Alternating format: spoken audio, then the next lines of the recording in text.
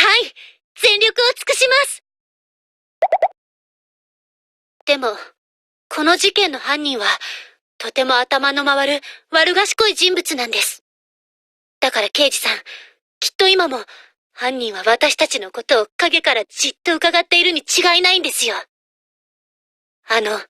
鬼のような目で。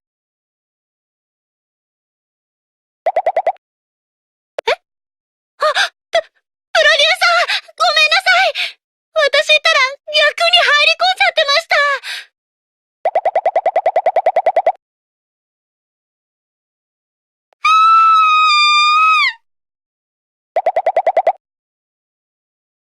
刑事さんこっちです。早く。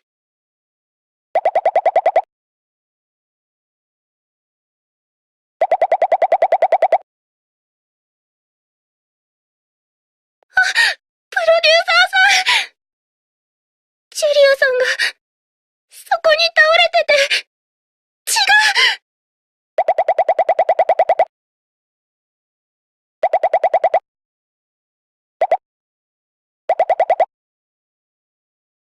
触ってはダメです。犯人への手がかりを壊すことになりますよ。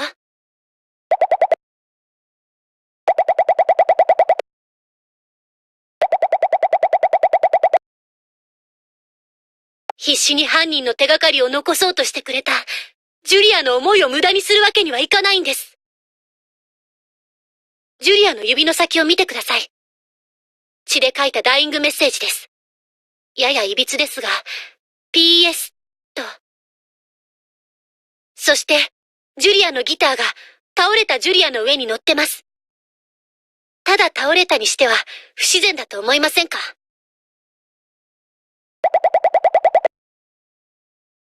ギターの弦が2本切れてますね。ということは。なるほど。プロデューサーさん、さよこさん。ジュリアさん、本当に亡くなって。ご安心ください。ジュリアの無念は、必ずこの私が晴らしてみせます。すでに、すべての謎は解けました。皆さんを広間に集めてください。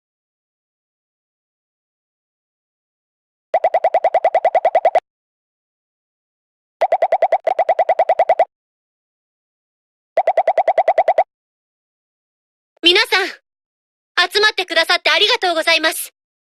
事情は大体把握しました。ジュリアを殺害した犯人ですが、この中にいます。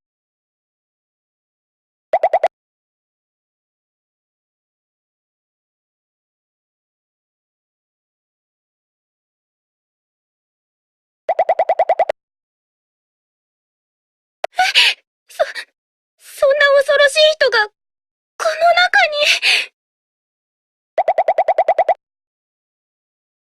プロデューサーさん。その犯人は、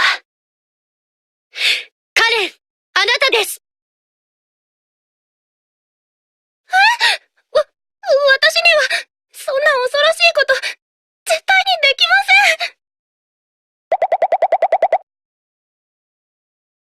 せん。わかりました。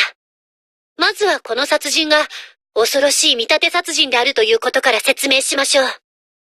ジュリアは、弦が2本切れたギターの下に倒れていました。ギという字から2本の弦、つまり濁点を抜きます。そして、ジュリアの頭文字であるジと合わせると、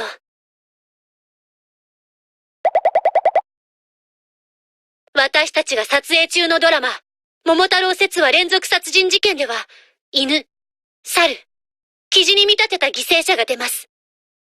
この事件は、この作品になぞらえたものだということなんです。そして、勘のいいプロデューサーは、すでにお気づきのようですね。そう。亡くなったジュリアの役は、キジでした。まだ見つかっていませんが、おそらく、すでに犬と猿の犠牲者が出てしまっていることでしょう。このことから、犯人がドラマの関係者であると絞り込むことができました。そして決め手は、そう、床に残されていたジュリアのメッセージです。それなら、PS って、私とは関係ないはずです。カレン、まだ何も分かってないのに、どうして自分には関係ないって言い切れるの？それは、でも、関係ないんで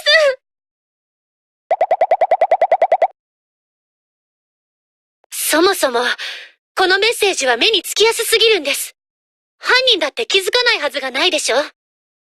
つまり、PS というのは犯人が細工したもの。詳しくは科学的な捜査で明らかとなるでしょうが。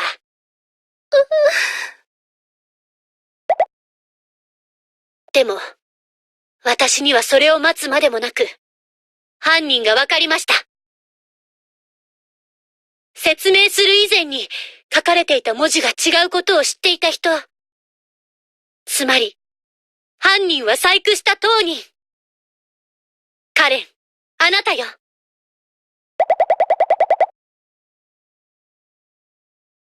そんなつもりはなかったんです。なあ、こんなとこにみんなして集まって何やってんだ？カレンがなんかやらかしたのか？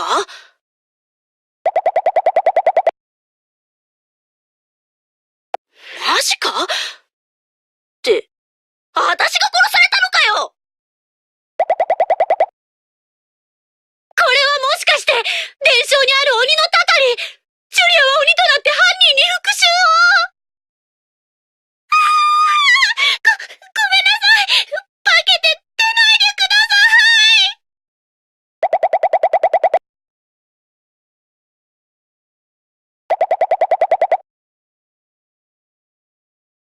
い。ああ、風呂場だろ？音がよく響くって撮影してる時に気づいたんだ。曲のアレンジしようと思ってな。けど、ここんとこ朝早くからの撮影が続いてただろ？ついうとうとしちまって。で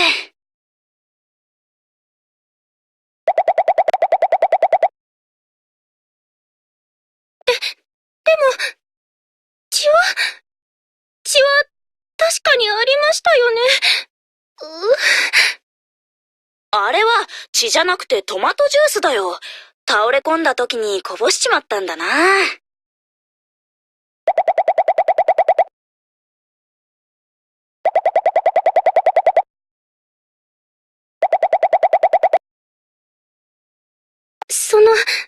さよこさんが自信たっぷりに推理していたので、なんとなく、そんな気になってしまって。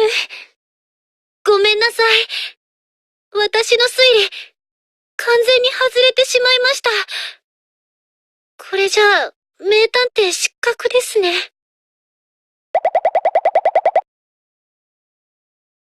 演技？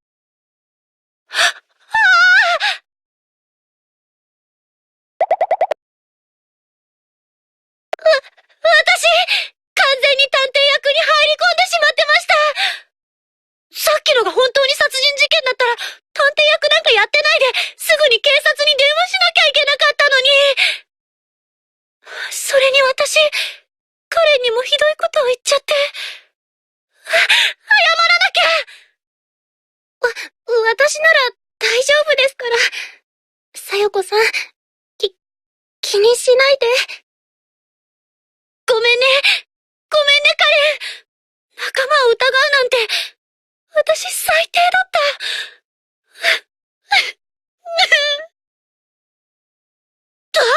泣くなよ、さよ！私もカレンも全然気にしてないって。さよはさよなりに事件を解決しようと一生懸命だったんだろ？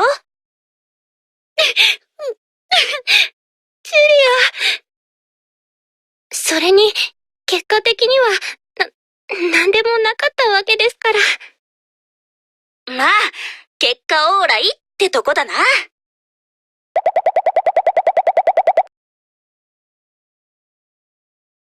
プロデューサー。はい、ありがとうございます。でも、ジュリアが無事で、恐ろしい事件も犯人もいなくて、本当に良かったです。